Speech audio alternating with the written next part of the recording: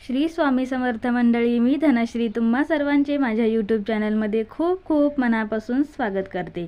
तर मंडळी, आपण आज माता जिवतीची पूजा कशी करायची त्याचबरोबर माता जिवतीची कहाणीसुद्धा ऐकणार आहोत। सर्वप्रथम पूजा कशी करायची ते पाहूयात। तर स्क्रीनवरती दाखवल्याप्रमाणे तुम्हाला ही माता जिवतीची तस्वीर घेऊन यायची आहे। ती कोणत्याही पूजेचे साहित्य जिथे अवेलेबल असते त्या दुकानामध्ये आपल्याला मिळून जाईल। तर ही तस्वीर घरी आणल्यानंतर आपल्याला ती एका पुठ्ठ्यावरती चिटकवून घ्यायची आहे। त्यानंतर आपल्याला एक पाट किंवा मग चौरंग असेल तर ते घेऊन त्याच्यावरती लाल रंगाचा कपडा अंथरून त्यावरती ही तस्वीरीची मांडणी करायची आहे। त्यानंतर आपल्याला सर्वप्रथम गणपतीची पूजा करून घ्यायची आहे। गणपतीला शुद्धोदक स्नान घालून पाटावरती गणपतीची स्थापना अक्षता वाहून करायची आहे। त्यानंतर गणपतीची पूजा करायची आहे, म्हणजेच हळद कुंकू अक्षता आणि फूल वाहून गणपतीची पूजा करून घ्यायची आहे।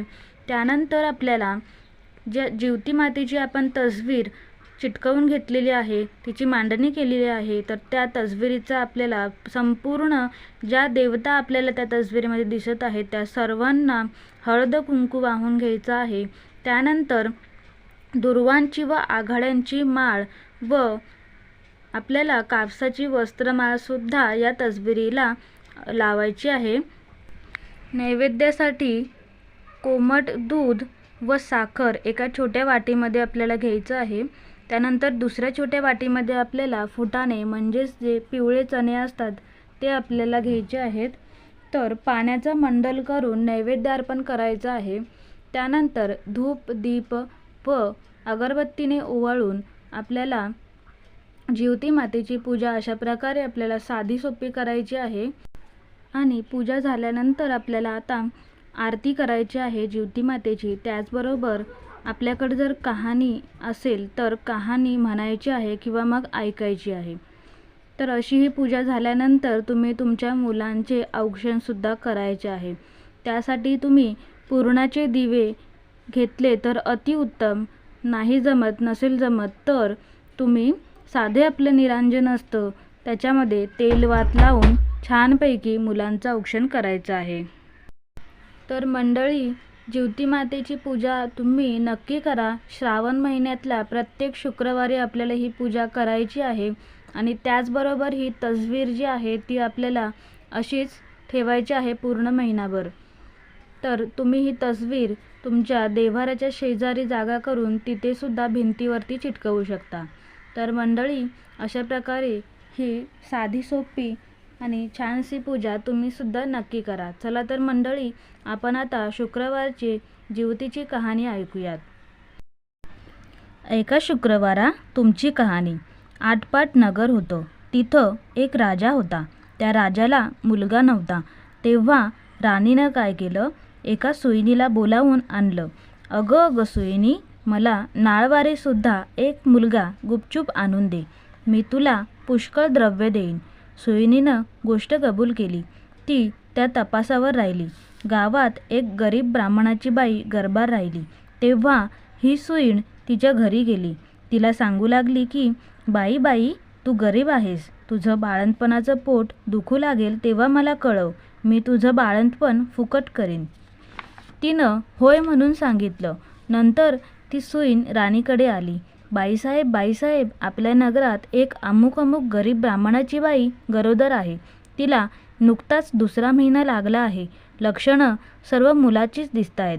तेव्हा आपल्या घरापासून तो तिथपर्यंत कोणास काही कळणार नाही असं एक गुप्त भुयार तयार करावं। आपल्यास काही दिवस गेल्याची अफवा उठवावी। मी तुम्हास नाळवारीचा मुलगा आणून देईन।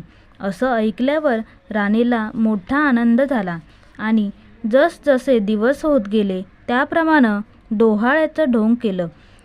पोट मोठं दिसण्याकरिता त्याच्यावर लुगड्यांच्या घड्या बांधल्या, भुयार तयार केलं। 9 मास भरताच बाळंतपणाची तयारी केली। इकडे ब्राह्मणबाईचं पोट दुखू लागलं। सुईणीला बोलावू आलं। त्याबरोबर तुम्ही पुढे व्हा, मी येते असं म्हणू सांगितलं। धावत धावत राणीकडे आली। पोट दुखण्याचं ढोंग करू लागली। नंतर ब्राह्मणाच्या घरी आली। बाई बाई, तुझी आहे पहिली खेप. डोळे बांधलेस तर भिणार नाहीस, नाही बांधलेस तर भय वाटेल, असं सांगून तिचे डोळे बांधले. ती बाळंतीण झाली. मुलगा झाला. सुईणीनं एका दासीकडून भुयाराच्या वाटेनं मुलगा राणीकडे पाठविला व तिनं वरवंटा घेऊन त्याला एक कुंचा बांधला आणि तिच्या पुढे ठेविला. मग बाईचे डोळे सोडले. तुला वरवंटाच झाला असं सांगू लागली. तिनं नशिबाला बोट लावलं. मनामध्ये दुःखी झाली. सून निघून राजवाड्यात गेली. राणीसाहेब बाळंतीण झाल्याची बातमी पसरली. मुलाचं कोड कौतुक होऊ लागलं. इकडे ब्राह्मणबाईनं नेम धरला. श्रावण मासी दर शुक्रवारी जिवतीची पूजा करावी आणि नमस्कार करून म्हणावं की, जय जिवती आई माते, जिथं माझं बाळ असेल तिथं खुशाल असो, असं म्हणून तिनं तांदूळ उडवावे ते ह्या मुलाच्या डोक्यावर पडावे. हिरवं लुगडं नेसणं, हिरव्या बांगड्या लेणं वर्ज, कारलीच्या मांडवाखालून जाणं वर्ज, तांदूळाच्या धुनं ओलांडणं बंद केलं. याप्रमाणे ती नेहमी वागू लागली. इकडे राजपुत्र मोठा झाला. एके दिवशी बाहेर फिरायला निघाला. त्या दिवशी ही न्हाऊन आपल्या अंगणात राळे राखीत बसली होती. तेव्हा याची नजर तिजवर गेली. हा मोहित झाला व रात्री तिची भेट घ्यायची म्हणून निश्चय केला. रात्री तिच्या घरी आला. दारात गाय वासरू बांधली होती. चालता चालता राजाचा पाय वासरांच्या शेपटीवर पडला. वासराची वाचा फुटली. ते आपल्या आईला म्हणालं, कोण्या पाप्यानं माझ्या शेपटीवर पाय दिला? तेव्हा ती म्हणाली, जो आपल्या आईकडे जावयास भीत नाही तो तुझ्या शेपटीवर पाय देण्यास भिईल काय? हे ऐकून राजा मागं परतला आणि घरी येऊन आपल्या आईपासून काशीस जाण्याची परवानगी घेतली. काशीस जाऊ लागला. जाता जाता एका ब्राह्मणाच्या इथे उतरला. त्या ब्राह्मणाला पुष्कळ मुलं होती, पण ती 5वी-6वीच्या दिवशी जात असत. राजा आला. त्या दिवशी चमत्कार झाला. 5वीचा दिवस होता. राजा दारात निजला होता. 6वी रात्री आली आणि म्हणू लागली, कोण ग मेलं माटेत पसरलं आहे? जिवती उत्तर करते, अगं अगं, माझं ते नवसाचं बाळ निजलं आहे. मी काही त्याला ओलांडू देणार नाही. मुलगा आज जाणार म्हणून त्या मुलाची आईबाप चिंता करीत बसली होती. त्यांनी हा संवाद ऐकला. इतक्यात उत्तर रात्र झाल्यावर 6वी जिवंती आपापल्या रस्त्याने निघून गेल्या. उजाडल्यावर ब्राह्मणाने येऊन राजाचे पाय धरले. तुमच्यामुळे आमचा मुलगा जगला. आजचा दिवस मुक्काम करा अशी विनंती केली. राजानं ती विनंती मान्य केली. त्याही रात्री याचप्रमाणे प्रकार झाला. दुसरे दिवशी राजा चालता झाला. इकडे ह्याचा मुलगा वाढता झाला. पुढं काशीत गेल्यावर यात्रा केली. गयावर्जनाची वेळ आली. पिंड देतेवेळी ते घ्यायला 2 हात वर आले. असं होण्याचं कारण त्यानं ब्राह्मणांना विचारलं. ते म्हणाले, घरी जा, साऱ्या गावातल्या बायका पुरुषास जेवायला बोलाव, म्हणजे याचे कारण समजेल. मनाला मोठी चुटपुट लागली. घरी आला. मोठ्या थाटानं मामंद केलं. त्या दिवशी शुक्रवार होता. गावात ताकीद दिली, घरी कोणी चूल पेटवू नये, सगळ्यांनी जेवायला यावं. ब्राह्मणीला मोठं संकट पडलं. राजाला निरोप धाडला, मला जिवतीचं व्रत आहे. माझे नेम पुष्कळ आहेत. ते पाळाल तर जेवायला येईन. राजानं कबूल केलं. जिथं तांदूळाचं धुणं होतं ते काढून तिथं सारवून त्यावरून ती आली. हिरव्या बांगड्या भरल्या नाहीत. कारल्याच्या मांडवाखालून गेली नाही. दरवेळेस जिथं बाळ माझं असेल तिथं खुशाल असो असं म्हणे. पुढं पानं वाढली. मोठा थाट जमला. राजानं तूप वाढायला घेतलं. वाढता वाढता ही ज्या पंक्तीत बसली होती तिथं आला. तूप वाढू लागला.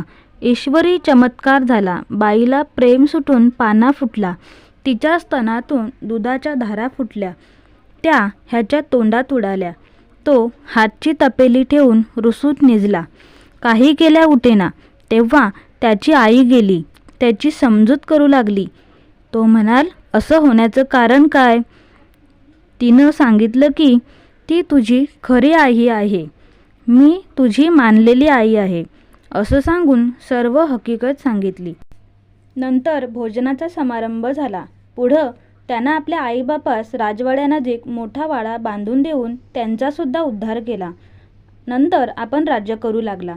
तर जशी जीवती तिला प्रसन्न झाली तशी तुम्हा आम्हा सर्वांना होऊ. ही 60 उत्तरांची कहाणी 5 उत्तरी सुफळ संपूर्ण. तर मंडळी, तुम्हाला आजचा व्हिडिओ कसा वाटला हे नक्की कमेंटमध्ये कळवा. त्याचबरोबर शेअर, लाईक आणि सबस्क्राईब करायला विसरू नका. पुन्हा भेटूया अशाच नवीन व्हिडिओसह. तोपर्यंत श्री स्वामी समर्थ.